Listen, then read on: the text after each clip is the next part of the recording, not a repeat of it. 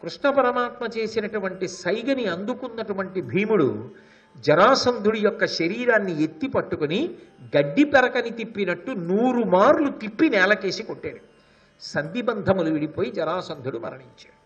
అయితే ఏమి అశుభం గోచరించిందో, ముగ్గురు వచ్చారుగా, భీముడు కూడా వచ్చారు కదా, ఈ యుద్ధంలో నేను బ్రతుకుతానా అని జరాసంధుడికి ఏమైనా అనుమానం వచ్చిందేమో. యుద్ధానికి వెళ్లే ముందు కొడుక్కి పట్టాభిషేకం చేసి వెళ్ళాడు. అదో విచిత్రం. సహదేవుడు కొడుకు పేరు, పాండవుల్లో సహదేవుడు కాడు, జరాసంధుడి కొడుకు పేరు సహదేవుడు. ఆయనకి పట్టాభిషేకం చేసేశాడు. చేసేసి తర్వాత యుద్ధానికి వెళ్ళాడు భీముడితో. అయితే కృష్ణ పరమాత్మ అంగీకరించాడు.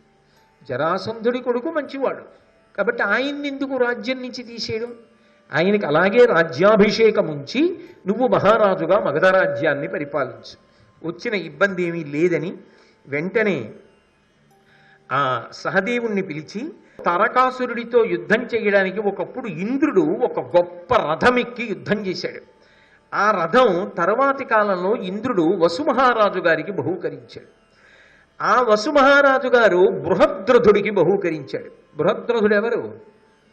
ఈ జరాసంధుని యొక్క తండ్రి. ఆ బృహద్రథుని దగ్గర ఉన్నటువంటి ఆ ఇంద్రుడు తారకాసురుణ్ణి నిర్జించినప్పుడు ఎక్కి తిరిగినటువంటి రథం ఇప్పుడు జరాసంధుడి దగ్గర ఉంది. అది వాయువేగ మనోవేగాలతో వెడుతుంది. అటువంటి రథాన్ని వెంటనే తెప్పించమని సహదేవుడు జరాసంధుడి కొడుక్కి చెప్పి ఆ రథాన్ని తెప్పించి గరుత్మంతుణ్ణి మనసులో స్మరించాడు. వెంటనే గరుత్మంతుడు బయలుదేరి వచ్చాడు. గరుత్మంతుణ్ణి ఆ రథానికి సారథిగా కూర్చుని గుర్రాల్ని నడపమని ఆజ్ఞాపించాడు. నడపడానికి గరుత్మంతుడు రథం మీద కూర్చున్నాడు. భీమార్జునుల్ని వచ్చి రథం మీద కూర్చోమ్మని కారాగారంలో జరాసంధుడి చేత బంధింపబడినటువంటి రాజులందరినీ కూడా విడుదల చేశాడు. వాళ్ళందరూ కూడా ఎంతో సంతోషించి కృష్ణ పరమాత్మని స్తోత్రం చేశారు. మహాభారతాన్ని జాగ్రత్తగా పరిశీలనం చేసినప్పుడు ఒక విషయం ఆశ్చర్యకరంగా ఉంటుంది. అది ప్రత్యేకించి జరాసంధ వధ విషయంలో. కృష్ణ పరమాత్మ అవతార స్వీకారం చేసిన తరువాత కన్నులు తెరువని కడుచిన్ని పాపడై దానవి చనుబాలు త్రావి చంపే, అసలు ఇంకా కళ్ళు తెరవడం కూడా సరిగ్గా రానటువంటి శిశువుగా ఉన్నప్పుడే పూతనా సంహారం చేశాడు. తర్వాత శకటాసుర సంహారం చేశాడు. తర్వాత తృణావర్తుణ్ణి సంహరించాడు. కాళీయమర్దనం చేశాడు. కంసుణ్ణి సంహరించాడు. బకాసురుణ్ణి సంహరించాడు. అలాగే కపిద్ధాసుర సంహారం చేశాడు. వ్యోమాసుర సంహారం చేశాడు. ఇలా ఎంతోమంది రాక్షసుల్ని వయసుతో నిమిత్తం లేకుండా చిన్నవాడిగా ఉండగానే సంహారం చేశాడు. కానీ ఒక్క జరాసంధుడి విషయం దగ్గరికి వచ్చేటప్పటికి మాత్రం ఒక ఆశ్చర్యకరమైన విషయం కనపడుతుంది. 17 మాటలు జరాసంధుడు దండయాత్ర చేశాడు కృష్ణ పరమాత్మ మీద. అయినా జరాసంధుణ్ణి చంపలేదు కృష్ణుడు. 17 మాటలు జరాసంధుడు దండయాత్ర చేస్తే యుద్ధం చేసి వదిలిపెట్టేశాడు. పైగా జరాసంధుని యొక్క దండయాత్రల వలన మధురలో ప్రజలకి సురక్షితంగా లేదని వేరుగా ద్వారకా నగరాన్ని రక్షణ వ్యూహంతో కూడుకున్న దాన్ని నిర్మాణం చేశాడు. పైగా తదనంతర కాలమునందు జరాసంధుణ్ణి సంహారం చేయించినప్పుడు కూడా ఆయన ప్రత్యక్షంగా యుద్ధంలో పాల్గొనలేదు. భీమసేనుడి చేత చంపించాడు. కృష్ణుడు అన్ని మాటలు ఉపేక్షించడానికి, జరాసంధుణ్ణి సంహరించకుండా ఉండడానికి ఏదైనా బలమైన కారణము ఉన్నదా? కృష్ణుడే జరాసంధుణ్ణి చంపలేడా? ఇంతమంది రాక్షసుల్ని సంహారం చేసినటువంటి వాడు, సాక్షాత్ భగవానుడైనటువంటి వాడు, పరిపూర్ణావతారమైన వాడు, ఆయన తలుచుకుంటే సుదర్శన చక్రాన్ని ప్రయోగించి జరాసంధుణ్ణి సంహరించడం కష్టమా? అంటే మీరు ఇందులో 3 విషయాల్ని బాగా పరిశీలించవలసి ఉంటుంది. ఒకటి, జరాసంధుడు ఏ ఆయుధము చేత కూడా మరణించడు. పరమశివుడి యొక్క వరాన్ని పొందాడు. అందుకని శ్రీ మహావిష్ణు స్వరూపుడైనటువంటి శ్రీకృష్ణ పరమాత్మ దగ్గర శారంగం అనేటటువంటి ధనస్సు ఉన్న, విశేషమైన అస్త్ర సంపద ఉన్న, సుదర్శన చక్రమే ఉన్న, కౌమోదకి అన్న గద ఉన్న, అది జరాసంధుణ్ణి చంపడానికి ఉపయుక్తము కాదు. ఇక మల్లయుద్ధం చేసి చంపలేడా? కృష్ణుడు మల్లయుద్ధం చెయ్యడు అని చెప్పడం సాహసం. ఎందుకని అంటే ఆయన సాక్షాత్ భగవానుడు. ఎన్నో చోట్ల ఆయనే తన భగవత్ తత్వాన్ని బయటపెట్టాడు. అసలు నిజంగా చెప్పాలి అంటే మహాభారతంలో ఒక ప్రాకృత మనుష్యుడిగా కన్నా భగవంతుడిగానే ప్రవర్తించాడు. అయినప్పుడు ఆయనకి ఈ విద్య తెలుసు, ఈ విద్య తెలియదు అని చెప్పడం అసలు సాధ్యం అవుతుందా? భగవంతుడు అన్ని విద్యలకు ఆదిదేవుడు అయినప్పుడు ఆయన మల్లయుద్ధం చేసి జరాసంధుణ్ణి చంపలేడా? మరి 17 మాటలు ఎందుకు వదిలిపెట్టాడు ఆయన అంటే మీరు ఒక విషయాన్ని బాగా గమనించాలి. జరాసంధుడికి ఉన్నటువంటి గొప్పతనం ఏమిటంటే ఆయన ఆ కాలంలో భారతదేశం మొత్తం మీద ప్రఖ్యాతిగాంచినటువంటి రాజు. అధర్మాత్ములైనటువంటి వారు, పుణ్యచింతన లేనటువంటి వాళ్ళు, ధార్మికమైన మార్గంలో నడవడం మీద పరిపూర్ణమైనటువంటి విశ్వాసము లేని వాళ్ళు ఎవరుంటారో అలాంటి వాళ్ళందరినీ కూడా చేరదీస్తూ ఉండేవాడు. అందుకే కృష్ణుడి మీదకి వచ్చినప్పుడల్లా 23 అక్షౌహిణీల సైన్యంతో యుద్ధానికి వచ్చాడు. 17 మాటలు. జరాసంధుణ్ణి చంపేశాడు అనుకోండి కృష్ణుడు, మళ్ళీ ఇలాంటి వాళ్ళందరినీ ఒక చోటికి చేర్చి వాళ్ళంతట వాళ్ళుగా అగ్నిహోత్రం దగ్గరికి వచ్చేటట్టుగా చెయ్యగలిగిన సమర్థుడు ఆ కాలంలో ఇంకొకడు లేడు. జరాసంధుణ్ణి చంపేస్తే వీళ్ళందరూ ఎప్పుడొస్తారంటే కురుక్షేత్ర సంగ్రామ సమయంలో వస్తారు. అప్పుడు పాండవులకు చాలా కష్టం అవుతుంది యుద్ధం. వాళ్ళ సైన్యాన్ని వాళ్ళు రక్షించుకోవడం చాలా కష్టమైపోతుంది. ఇంతమంది యోధులు ఒక్కసారి వస్తే శిశుపాలుణ్ణి ఆకర్షించాడు, అలాగే హంస డిభకుల్ని ఆకర్షించాడు. ఇలాంటి వాడు బ్రతికి ఉంటే ఎంతమందిని కూడగట్టగలడో అధర్మాత్ముల్ని అంతమందిని కూడగడతాడు. అంతమందిని కూడగట్టి వచ్చినప్పుడల్లా ఓడిపోయి ఆ సైన్యము నశించిపోతూ ఉండాలి. జరాసంధుడు బతికి ఉండాలి. మళ్ళీ వెడతాడు, మళ్ళీ పోగెడతాడు, మళ్ళీ తీసుకొస్తాడు, మళ్ళీ కృష్ణుడికి అప్పచెప్తూ ఉంటాడు.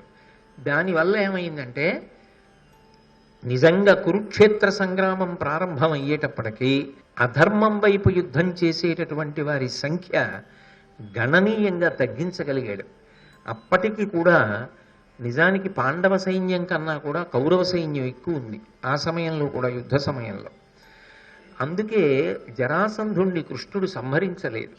కానీ ప్రజారక్షణ కొరకు ద్వారకానగర నిర్మాణం చేయించాడు. ఇక 3 చిట్ట చివర కూడా జరాసంధుణ్ణి చంపేటప్పుడు ఆయన చంపకుండా భీముడితో చంపించాడు కదా. అంటే కృష్ణుడికి ఏదైనా పరిమితి ఉందా చంపకుండా ఉండడానికి అన్నప్పుడు ఒక విషయాన్ని ఆలోచించాలి. ధర్మ సంస్థాపన కోసమే దేవతలందరూ వివిధ అంశాలలో అవతరించారు, వివిధ రూపాలలో వచ్చారు. అలా వచ్చిన వాళ్ళలో వాయుదేవుని యొక్క అంశలో వచ్చినటువంటి వాడు భీముడు. ఈ దేవతా బలమంతా కూడా ఎప్పుడూ ఎటువైపు ఉంటుంది అంటే భగవంతుని పక్షాన ఉంటుంది. అటువంటి సహాయంతో భగవంతుడు ఏది చేస్తాడో అది భగవంతుడు చేసిన పని కిందకే వస్తుంది. లేనప్పుడు దేవతాంశలలో వచ్చినటువంటి వారు చెయ్యడానికి ఏ కార్యం లేకుండా అన్నీ కృష్ణుడే చక్కబెట్టేస్తే వచ్చిన ఆ అంశలకి ఏ ప్రయోజనం సిద్ధిస్తుంది? పైగా నేను ఆయుధముల చేత మరణించను అని వరమడిగిన వాడు మల్లయుద్ధం చేత మాత్రమే మరణించాలి. ఒకవేళ కృష్ణుణ్ణి కోరుకునుంటే జరాసంధుడు కృష్ణుడు మల్లయుద్ధం చేసి ఉండేవాడు జరాసంధుడితో. అందులో అనుమానం ఏం లేదు. ఏం రహస్యంగా చంపించలేదు, అందులో కపటం ఏం లేదు. కార్తీక శుద్ధ పాడ్యమి నాడు ప్రారంభమైనటువంటి యుద్ధం కార్తీక శుద్ధ చతుర్దశి నాడు పూర్తయింది. ఆ యుద్ధం జరుగుతున్నప్పుడు ప్రతిరోజు కూడా నగర పౌరులతో కలిసి కొన్ని వేల మంది యుద్ధాన్ని తిలకిస్తూ ఉండేవారు. రాత్రింబవళ్ళు జరిగింది ఆ యుద్ధం. దేవతాంశలలో ఉన్నటువంటి వాళ్ళ యొక్క ప్రయోజనం భగవత్కార్యాన్ని నిర్వర్తించడం, ధర్మ సంరక్షణ యందు ఉపయోగపడడం. అందుకే వాయువు యొక్క అంశలో వచ్చినటువంటి భీముడి చేత జరాసంధుణ్ణి సంహరింప చేయడంలో కృష్ణుడు ప్రత్యేకంగా తాను జోక్యం చేసుకోకూడదు అని తప్పుకున్నది లేదు. అది జరాసంధుడు కోరుకున్నది భీముడితో యుద్ధాన్ని. కాబట్టి ఈ 3 కారణముల చేత జరాసంధ వధలో శ్రీకృష్ణుని యొక్క పాత్ర విషయంలో కొన్ని ప్రశ్నలు తలెత్తుతుంటాయి. కానీ జాగ్రత్తగా పరిశీలించి చూస్తే శ్రీకృష్ణ పరమాత్మ యొక్క దార్శనికత, ఆయన యొక్క దూరదృష్టి రాబో కాలంలో జరగబోయేటటువంటి విపరీత పరిణామాల్ని దృష్టిలో పెట్టుకుని ముందే ధర్మ సంస్థాపన కోసమని చెప్పి ధర్మ విరుద్ధమైనటువంటి స్వభావము కలిగిన వారినందరినీ కూడా ఆకర్షించి తేగలిగినటువంటి జరాసంధుడు కొంతకాలం బ్రతికుండడానికి అవకాశం ఇచ్చి భూభారం తగ్గడానికి అవకాశం కల్పించాడు. భూభారము అంటే భౌతికమైన భారము, భూమికి భారము కాదు. ఎవరు పాపజీవనమునందు ఉంటారో అటువంటి వారు భూమికి బరువు. అటువంటి వారి సంఖ్య పెరిగిపోతున్నప్పుడు వారిని తగ్గించడానికి భగవంతుడు వెతుక్కోక్కర్లేదు, జరాసంధుడే ఉపకారం చేసి పెట్టాడు. కాబట్టి అది ఎంత కాలము జరిగిందో అంతకాలము జరాసంధుడిని ఉపేక్షించాడు. తదనంతరం కృష్ణ పరమాత్మ శిశుపాలుణ్ణి వధించాడు. ఇందులో విచిత్రం ఏమిటంటే ఆయన కోరి కొంతమందిని చంపాడు. చాలామంది మిడతలు అగ్నిహోత్రం దగ్గరికి వచ్చినట్టు వాళ్లే ఆయన దగ్గరికి వచ్చారు. అందులో ఆయన చేసినటువంటి ప్రత్యేక ప్రయత్నం అక్కర్లేదు, వాళ్లే వచ్చి ఏదో ఒక దోషం చేసి పడిపోతూ ఉంటారు. అసలు కృష్ణ పరమాత్మ యొక్క అవతారం రావడానికి ఉన్నటువంటి ప్రధాన ప్రయోజనములలో ఒకటి శిశుపాలుడు, దంతవక్త్రుడు, వీళ్ళిద్దరినీ సంహరించాలి. ఎందుకంటే జయ విజయుల యొక్క రాక్షసాంశలలో ఆ కాలమునందున్నటువంటి శిశుపాల దంతవక్త్రులు, వీళ్ళిద్దరూ కృష్ణుడి చేతిలోనే నిహతులు కావాలి తప్ప అన్యులు వాళ్ళని చంపకూడదు. అందుకే రాజసూయం జరిగినప్పుడు అర్ఘ్యాన్ని కృష్ణ పరమాత్మకి ఇచ్చాడు ధర్మరాజు. అర్ఘ్యం ఎవరికి ఇస్తారు అంటే ఎవరు మనకు ఆశీర్వచనము చేయగలరో, ఎవరు మనకి ఉన్నతిని కల్పించగలరో, ఎవరు మన జీవితాన్ని పైకెత్తగలరో అటువంటి వారికి అర్ఘ్యప్రదానం చేస్తారు. అంటే పరమ గౌరవాన్ని చూపించి వారికి పూజ చేశారు అని గుర్తు. కృష్ణ పరమాత్మకి అర్ఘ్యం ఇవ్వడమే అగ్రపూజ. అటువంటి అర్ఘ్యాన్ని కృష్ణ పరమాత్మకి ఇచ్చినప్పుడు శిశుపాలుడు అధిక్షేపించి మాట్లాడాడు. కోపం వచ్చినటువంటి భీముడు గదాదండాన్ని పైకెత్తి ఉగ్రమైనటువంటి రూపంతో వచ్చి శిశుపాలుడి యొక్క తల బదలగొడతానన్నాడు. వెంటనే భీష్మాచార్యుల వారు లేచి ఒక మాట అన్నారు, నువ్వు సంహరించకూడదు శిశుపాలుణ్ణి, కృష్ణుడే సంహరించాలి. ఎందుకనంటే అది అవతారమునకు ఒక ప్రయోజనం, అది భీష్ముడి యొక్క సర్వజ్ఞత్వం. మహానుభావుడు సమస్తము తెలిసినవాడు. ఒకానొకప్పుడు శ్రీకృష్ణ పరమాత్మ బలరాముని యొక్క మేనత్త అయినటువంటి సాత్వతికి ఒక కుమారుడు జన్మించాడు. సాత్వతి దమఘోషుడు, వాళ్ళిద్దరూ దంపతులు. వాళ్ళకి జన్మించినటువంటి కుమారుడు వికృతమైనటువంటి రూపంతో పుట్టాడు. 4 భుజములు, నొసటన కన్ను, పుట్టినప్పుడే గాడిద కంఠంతో పెద్దగా ఏడ్చాడు. ఇంత వింత శిశువు పుట్టాడు ఏమిటి అని ఆశ్చర్యపోయారు దంపతులు. అశరీరవాణి పలికింది. మరి అది అవతార ప్రయోజనం కదూ, అందుకని ఎవరు ఈ పిల్లవాణ్ణి ఎత్తుకున్నప్పుడు ఈ 3వ కన్ను లలాటమునందు అణిగిపోతుందో, 2 చేతులు అంతర్ధానమైపోతాయో అటువంటి వాడి చేతిలో ఈ పిల్లవాడు మరణిస్తాడు అని చెప్పి అశరీరవాణి పలికింది. కన్న తల్లి కదు పాపం. ఆ పిల్లవాడు ఎటువంటి వాడు కానివ్వండి, తల్లికి ఉండేటటువంటి ప్రేమ ఎటువంటిది అంటే పిల్లవాడు దీర్ఘాయుష్మంతుడు కావాలి అని కోరుకుంటుంది. అందుకే ఇంటికి ఎవరొచ్చినా ప్రయత్నపూర్వకంగా ఆ తల్లి సాత్వతి ఆ పిల్లవాడిని వచ్చిన వారికి అందించేది. వాళ్ళు ఆ పిల్లవాడిని ఎత్తుకున్నప్పుడు వాడి 3వ కన్ను ఏమైనా లలాటమునందు అణిగిపోయిందా, 2 చేతులు అంతర్ధానం అయిపోయాయా అని పరిశీలిస్తుండేది. ఎందరో వచ్చారు ఇంటికి, వాళ్ళందరికీ పిల్లవాడిని ఇచ్చింది, ఏం అవలేదు. కానీ ఒకప్పుడు బలరామకృష్ణులు వచ్చారు మేనత్తని చూడ్డానికి. శ్రీకృష్ణ పరమాత్మ మానవీయ సంబంధములు నెరపడంలో అగ్రగణ్యుడు.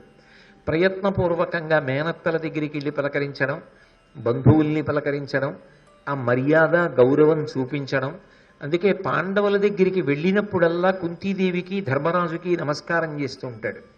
అంతటి ప్రేమైకమూర్తి. కాబట్టి ఒకనాడు మేనత్తని చూడ్డానికి వెళ్ళారు బలరామకృష్ణులు. వెడితే ఆ సాత్వతి ఈ పిల్లవాడిని తీసుకొచ్చి బలరాముడి చేతికి ఇచ్చింది. పెద్దవాడు కదా, అందుకని ముద్దు బలరాముడికి ఇచ్చింది. బలరాముడు ఆ పిల్లవాడిని ఎత్తుకున్నాడు, ఏమి మార్పు చెందలేదు, మేనత్తకి ఇచ్చేశాడు. ఇప్పుడు సాత్వతి ఆ పిల్లవాడిని తీసుకెళ్లి కృష్ణ పరమాత్మ చేతిలో పెట్టింది. కృష్ణ పరమాత్మ పిల్లవాడిని ఎత్తుకున్నాడు. ఎత్తుకోగానే వాడికి ఉన్నటువంటి 4 చేతులలో 2 చేతులు అంతర్ధానమైపోయి 3వ కన్ను లలాటమనందు అణిగిపోయి ఆవిడికి అర్థమైంది. అంటే కృష్ణుడి చేతిలోనే ఈ శిశుపాలుడు మరణిస్తాడు అని. కృష్ణుడి చేతిలో శిశుపాలుడు ఎందుకు మరణించాలి? ఒకటే కారణం, సర్వజగద్రక్షకుడైనటువంటి వాడు ఒకడిని సంహరించాడు అంటే అది కూడా రక్షణ యందు అంతర్భాగమే. మనకి సనాతన ధర్మంలో ఉన్న గొప్పతనం అక్కడే ఉంటుంది. అందుకే మృత్యువు దేవతా స్వరూపమైంది. మృత్యువు కూడా దేవతే. ఎందుకని అంటే ఎవ్వరికైనా ప్రథమంగా అభిమానం ఎక్కడ నిలబడుతుంది అంటే నేను అని తన శరీరం మీద నిలబడుతుంది. తన శరీరం మీద ఉన్నటువంటి అభిమానం నిజానికి మిగిలిన వాటి మీద తక్కువ ఉంటుంది. కాబట్టి ఆ శరీరాన్ని విడిచిపెట్టడం అంత తేలిక కాదు. అది జర్జరీభూతమైపోయి సంధిబంధములు సడలిపోయి రోగగ్రస్తమైపోయి మంచాన పడి ఉన్న ఇంకా శరీరంతో ఉండాలని జీవుడు కోరుకుంటూ ఉంటాడు. ఓరి పిచ్చాడా, ఏం చేసుకుంటావు దీంతో? ఇది ఏమైనా పనికొస్తుందా? ఇది పనికిరాదు, లేవడానికి పనికిరాదు, కూర్చోవడానికి పనికిరాదు, ఏమీ జ్ఞాపకం లేదు, నొప్పులు, బాధ, ఎంతకాలం పడతావు? ఇందులోంచి నిన్ను విడిపించి జవసత్వములున్న వేరొక శరీరంలోకి నిన్ను ప్రవేశపెడతాను జీవుణ్ణి అని దయతో ఆయన విడిపిస్తాడు. అందుకే సనాతన ధర్మమునందున్న గొప్పతనం ఏమిటంటే సంహార ప్రక్రియ కూడా కారుణ్యముతో చేసేది తప్ప క్రౌర్యముతో చేసేది కాదు. వాడికది ధర్మం అనిపించి అపకీర్తి మూట కట్టుకుని చేయరాని పనులన్నీ చేస్తున్నటువంటి వాడి పాపములు పెరగకుండా ఎక్కడో ఒక్కడ పరమేశ్వరుడు వాడి జీవితాన్ని పరిపూర్ణం చేసేస్తాడు. కాబట్టి ఇప్పుడు శిశుపాలుణ్ణి ఆయన సంహరించాలి. శిశుపాలుణ్ణి ఆయన సంహరించాలంటే ఆయన భగవానుడు, ధర్మ సంరక్షకుడు, ఆర్తత్రాణ పరాయణుడు. అటువంటి వాడు ఎందుకు సంహరిస్తాడు? నేను అందుకే వచ్చానయ్యా, నువ్వు అప్పుడెప్పుడో తప్పు చేసావు, నువ్వు నా చేతిలో చావడం రాసి పెట్టింది, అందుకు చంపేస్తానంటావు. ఆయన కూడా కారణం అడుగుతాడు. నేను ఈ కారణం ఉంటేనే చంపుతాను, లేకపోతే నీ చంపనంటాడు. కాబట్టి వెంటనే సాత్వతి అర్థం చేసుకుంది. అది ఆవిడ గాంభీర్యం, అది ఆవిడ గొప్పతనం. ఆ సాత్వతి వెంటనే కృష్ణ పరమాత్మను ఉద్దేశించి ఒక మాట అంది. వీడు ఖచ్చితంగా కృష్ణుడి పట్ల అపరాధములు చేసి తీరుతాడు. ఈ అపరాధం చేసినప్పుడు కృష్ణుడు చంపేస్తే తొందరగా చచ్చిపోతాడు. ఆవిడికి కావలసింది ఏమిటి? మాతృప్రేమ కదూ. వాడు ఆయుర్దాయంతో ఉండాలని. అందుకని ఆవిడంది, కుభత ప్రవృత్తుడై వీడు అపనయమున నీకనిష్టుడైనను కరుణా నిపుణుడవై నీ మరిదికి అపరాధ శతంబు సైపుమయ్య ఉపేంద్ర. ఉపేంద్ర అంటే ఇంద్రుడికి తమ్ముడైనవాడా, ఒకప్పుడు వామనమూర్తిగా వచ్చినవాడా అంటే ఆయన తత్వము తెలిసిన్నది అని గుర్తు. ఓ ఉపేంద్ర, కుపథ ప్రవృత్తుడయి, వీడు ప్రయాణించవలసిన మార్గము ధర్మ మార్గము, ధర్మ మార్గమునకు వ్యతిరేకమైన మార్గము అధర్మ మార్గము, అధర్మ మార్గమునకు కుపథము అని పేరు. కుపథమునందు అనురక్తి కలిగిన వాడై అధర్మం వైపే ఎప్పుడూ ఆలోచిస్తూ ఎప్పుడూ అధర్మాన్ని ఆచరించడంలోనే సంతోషం పొందుతూ బ్రతికేవాడే అయినా ఎందుకు భగవద్విరోధవుతాడో లెక్క కట్టేసింది.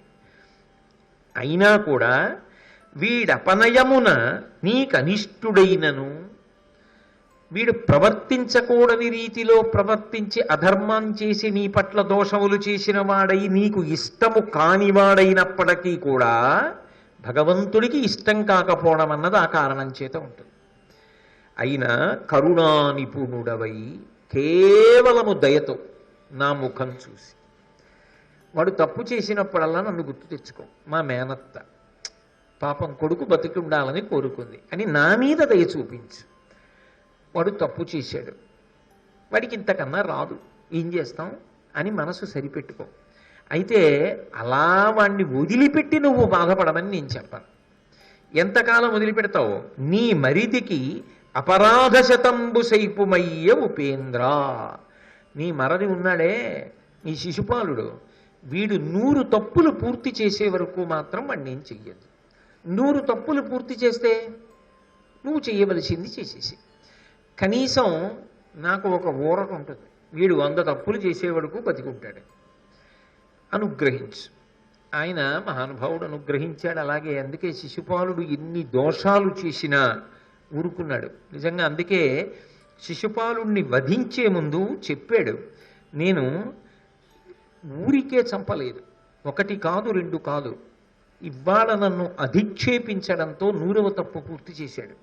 ఎన్ని దారుణమైన పనులు చేశాడంటే, ఒకప్పుడు కృష్ణ పరమాత్మ ప్రాగ్జ్యోతిషపురాధిపతి అయినటువంటి భగదత్తుని మీద దండయాత్ర చేసి వెడితే ద్వారకా నగరాన్నంతటినీ కాల్చేశాడు. కృష్ణుడు లేడు కదా అని.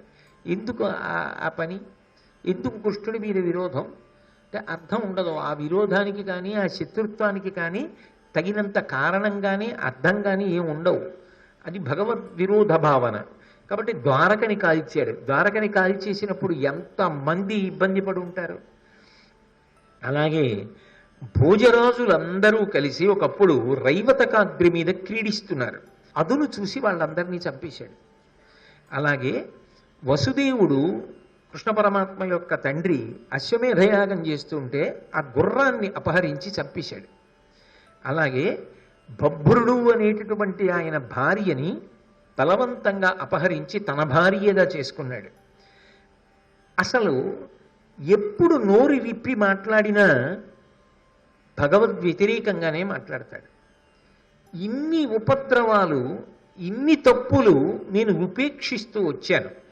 ఇవాళ భీష్ముడు చెప్పాడు, పెద్ద ఆయన, భీమా, నీ చేతిలో మరణించకూడదు శిశుపాలుడు, నా చేతిలో మరణించాలి. ఎందుకు ఇంతసేపు ఊరుకున్నాడు?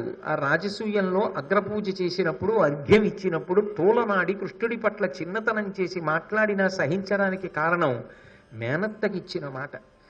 భగవంతుని యొక్క ఓర్పు అలా అంటే అలా ఉంటుంది. క్షమయావిష్టితం జగత్. నిజానికి ఈ లోకమంతా దేనిలో నిలబడింది అంటే ఆ ఓర్పులో ఉన్నది. ఆ ఓర్పు పెద్దలైన వారు పట్టలేదనుకోండి, అసలు ఈ ప్రపంచం నిలబడదు.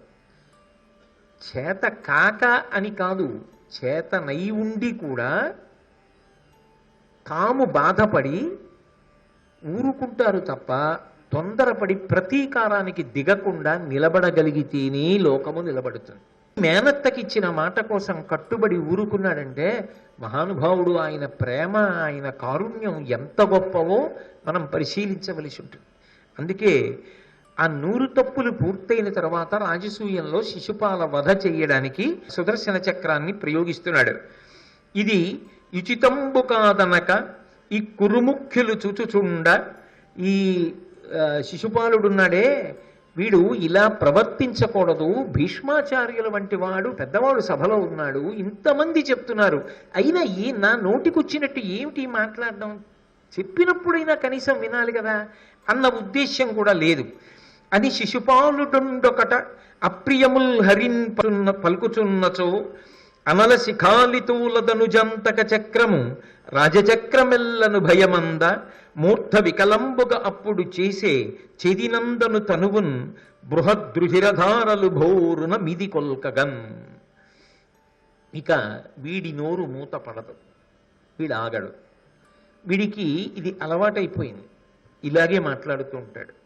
100 తప్పులు పూర్తయిపోయి నేను ఇక ఉపేక్షించిన ఎంతమంది పెద్దలు చెప్పినా వీడి మూర్ఖత్వమే తప్ప ఏది మాట్లాడకూడదో అది మాట్లాడకూడదని తెలుసుకుని ఆగేటటువంటి స్వభావం వీడికి లేదు.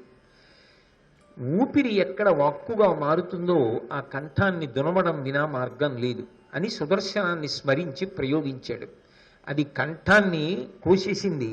ఒక్కసారి అందులోంచి రుధిరధార, రక్తధార తెళ్ళున పైకి లేచి కింద పడుతుంటే శిశుపాలుడి యొక్క శరీరం కింద పడిపోయి.